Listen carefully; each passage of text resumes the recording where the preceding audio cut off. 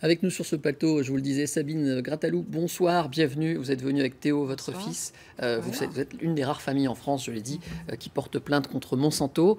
On va tout de suite expliquer pourquoi. Un petit rappel des faits avec Bérangère Bourgeot et on aura quelques questions à vous poser juste après. 2 fois par an, Sabine Grattalou utilisait du Roundup pour désherber son centre équestre à proximité de Vienne, en Isère. Un désherbage qu'elle continue à faire enceinte de Théo. À sa naissance, le petit garçon présente de graves malformations. Âgé aujourd'hui de 11 ans, il a déjà subi 52 interventions chirurgicales.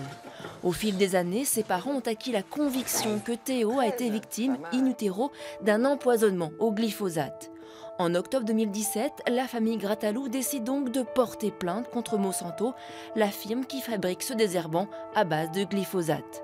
Le but de cette plainte, rarissime en France, est d'éviter que le glyphosate ne fasse d'autres victimes et d'obtenir l'interdiction de ce type de produit.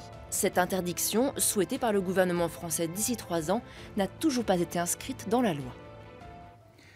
Alors, le handicap de Théo n'est pas visible, on va le préciser, puisque les gens ne connaissent pas forcément Théo. C'est au niveau de la trachée qu'il a eu beaucoup de soucis, qui lui donne une voix un peu particulière. Mais bon, c'est un garçon plein de vie, on va discuter avec toi dans un instant. Théo, d'abord, je voudrais faire le point avec vous et parler de cette information que nous avons eue cet été. Un jardinier américain, Dwayne Johnson, qui remporte pour la première fois un procès contre Monsanto. La justice a condamné la firme à lui verser 289 millions de dollars de dommages et intérêts.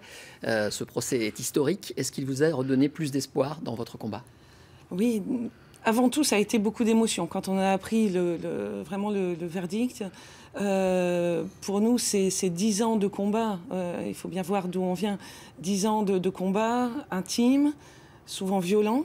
Et on a décidé de porter ce combat devant la justice et de voir que pour un cas, bien sûr, qui est différent, mais qui concerne le même produit et les mêmes études de toxicité, de voir que cette personne a obtenu gain de cause devant les tribunaux, ça nous donne beaucoup d'espoir pour notre démarche, puisque nous avons vraiment confiance dans les tribunaux et la justice française, et on voit que quand les faits, et seulement les faits, sont étudiés par un tribunal indépendant et impartial, le verdict est dans la faveur des victimes. Pour un jardinier atteint d'un cancer, je ne l'ai pas dit, en phase terminale.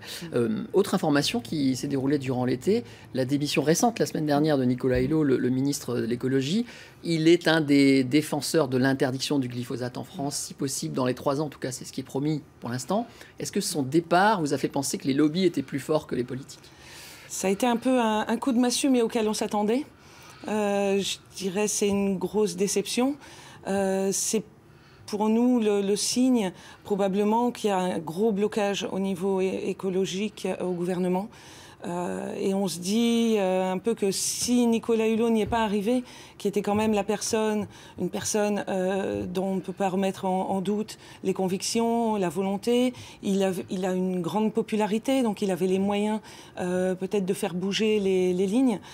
Si même lui n'y est pas arrivé, ça donne la mesure, je pense, des blocages qu'il y a dans le gouvernement. Alors, en bref, où en est votre plainte? Est-ce que vous avez progressé depuis 1 an maintenant, puisque vous l'avez déposée il y a 1 an? Le temps judiciaire est un temps long.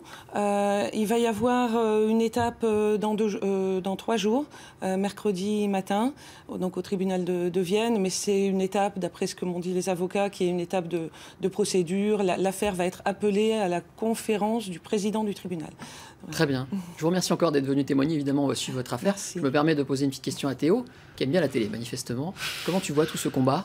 Tu trouves ça bien? Oui, je trouve ça très bien et très courageux de la part de mes parents. Et je les remercie de faire ça, parce qu'il y aurait des parents qui pourraient dire bon bah voilà, ok, il a eu une malformation, mais on peut pas faire ça et tout. Ils se battent, hein. Qui se décourageraient. Je le vois, toi. Tandis que là, ils se battent beaucoup. J'ai une dernière petite question très intime à te poser, parce qu'on va devoir passer à autre chose. Mais est-ce que c'est la rentrée demain pour toi? Oui. Tu es en quoi demain? 6e. Ça va être difficile? Je sais pas. Tu appréhendes? Pof. Bon, on te souhaite bonne chance.